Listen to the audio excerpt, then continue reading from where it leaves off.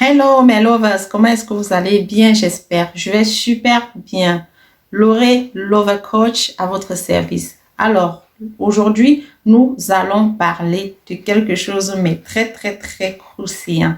De nos jours, on remarque qu'il y a beaucoup de ruptures dans des couples, dans des relations, parce qu'au début, on ne s'est pas fixé un certain nombre d'objectifs. On n'a pas fixé les bases. Oui, je dis bien les bases de la relation. Même lorsque vous allez chercher un travail. Alors, la relation de couple, c'est comme aller chercher un travail parce que déjà, on ne sait pas comment cela va se passer.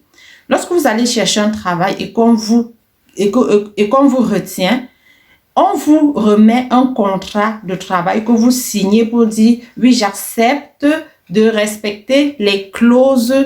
Ça veut dire quoi? Même en ce qui concerne les relations amoureuses, il est très important de fixer les bases dès le début de la relation.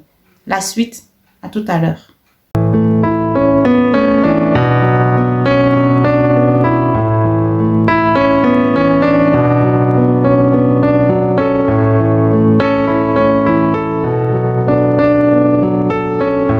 Entretien d'embauche, on vous demande ce que vous êtes prête à apporter à la société pour qu'elle ait plus de gains, plus de revenus. C'est comme ça qu'on devrait aussi voir une relation amoureuse. Je ne dis pas que la relation amoureuse est forcément pareille, mais il est important de garder cela à l'esprit. Qu'est-ce que je m'en vais donner à l'autre? Il est important qu'on sache qu'on ne se met pas dans une relation pour seulement recevoir, mais pour donner. On le dit généralement. Même la Bible le dit. Il y a plus de plaisir à donner qu'à recevoir. Et il faut se fixer ces bases-là dès le début.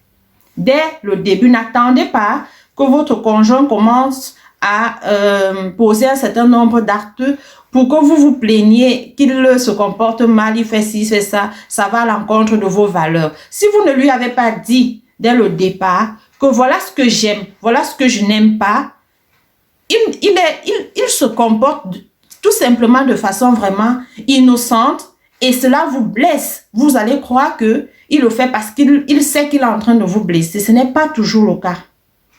Alors, je m'en vais ici, par exemple, vous citer quelques points importants qu'il faudrait mettre en place pour une bonne relation, pour une relation durable. Alors, ceci dit, le premier point, nous avons le respect mutuel. Oui, ceci revient beaucoup. Le respect mutuel.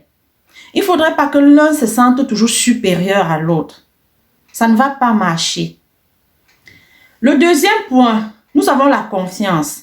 Il faut qu'il y ait la confiance pour que la relation avance. S'il n'y a pas de confiance, ce sera difficile que la relation aille loin. Troisième point, il faut être tolérant. Il ne faudrait pas que chaque moindre petit problème, chaque moindre petit souci, chaque moindre petit fait et geste de l'autre, on s'attarde trop là-dessus. Il faut lâcher prise. Il faut lâcher prise sur certaines choses. Le quatrième point, nous avons l'humilité. Ça, on ne va jamais le dire assez, mais l'humilité précède la gloire. Certains, généralement, interprètent très mal le fait que l'autre soit humble. Beaucoup prennent ce sentiment pour de la faiblesse ou de la naïveté ou je ne sais trop quoi, whatever. Mais il est important qu'il y ait de l'humilité mutuelle dans un couple. Cinquième point, il est important qu'il y ait une vision commune.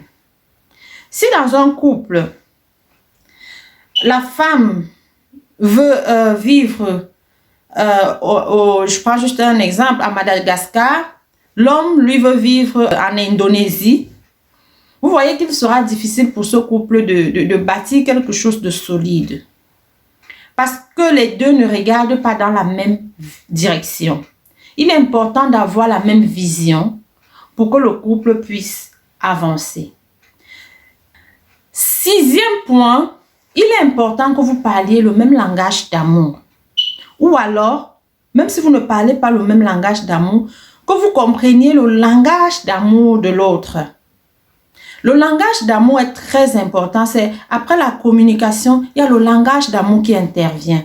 Ça veut dire apprenez à connaître l'autre. Apprenez à savoir ce qu'il veut, ce qu'il attend de vous.